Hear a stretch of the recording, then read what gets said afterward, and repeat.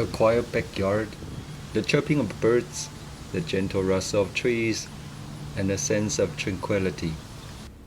Welcome to Professor's Underground Project, where we turn daunting DIY projects into delightful adventures.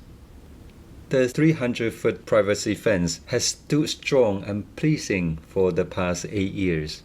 I built the fence to guard the playground for my kids when they were so little. But with the arrival of Coco, this has become a battleground for her territorial interests versus my son's growing talent in soccer. Today, on this beautiful weekend, we will embark on the construction of an internal fence, dividing this grand sanctuary into halves. A secure territory for Coco and a football training ground for my son. We will dive into the steps and details and my perspectives on key considerations in building both a large 6-foot-high fence versus a small section of 3-foot high. Before we dive in, I would like to thank you for stopping by this channel. And if you find this video to be helpful, kindly give us a thumbs up and consider subscribing to Professor's Underground Project for more such exciting undertakings. Now let's roll up our sleeves and get started. The materials for this project should include the 8-foot 4x4 pressure-treated lumber that's perfect as ground contact posts. With our local store running out of stock, we will be using 2x4s attached to one another. I've also got 2x3s for the cross beams, 6-foot fence pickets, and 1x4 lumber to construct a gate with pickets. To begin, we will position our 8-foot cross beams along the future fence line. This helps visualize where they will land and where we need to break ground for our posts. For today's small section, we can maintain the beams at an exact 8-foot interval. But for a longer section, I would rather play safe and keep the distance within 8 foot. Cutting the beams to fit is much easier than having to make up for a longer interval. We will also earmark a 3-foot opening for a gate.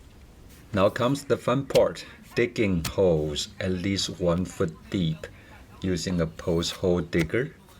Since we are in the rock-ridden Pennsylvania, a narrow-bladed trenching shovel comes in handy to eliminate these rocky obstructions. Timing is everything. A rainy day softens the earth, making digging easier.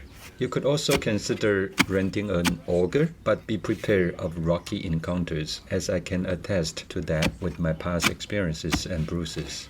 For a 6-foot fence above ground, 2 feet of the post should be planted firmly in the ground, so a 8-foot 4x4 pressure treated is perfect for this purpose. For today's project, there will be 1 foot underground and 3 feet above ground, so cut the 8-foot PT lumber into halves. Before planting our posts, add a layer of small rocks and gravel to the hole to aid drainage. Plant a 4-foot 4x4 into the hole. As you fill it back with the excavated dirt, ensure the post is perfectly vertical. For this project, the dirt should suffice to keep the fence sturdy. For taller fences, a cement mix is necessary, and a major reason behind the endurance of storms of our 8-year-old fence. Once the hole is filled, tame down the surrounding area to secure the post. Double-check the vertical alignment of the post using a 2-way level. With the posts in place, attach the cross beams. Ensure they are high enough above the ground. You can choose between nails or screws, but screws provide a stronger hold and ease of removal. An impact driver can be a great asset here. Cut your pickets into 3-foot sections and attach them to the cross beams, ensuring at least a 2-inch ground clearance. Align them using a level, maintaining a gap if the pickets are very dry. Remember, wood contracts when dry and it bends when wet, potentially leading to warping and splitting over time if there is no space.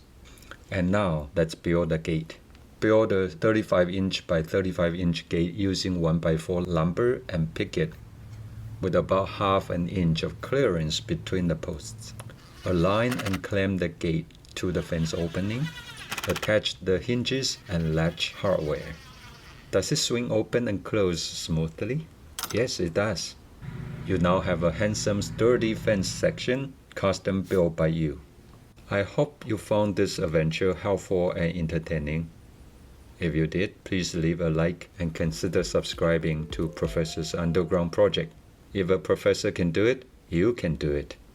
Until the next time, may the Lord bless you and grant you peace. 平安。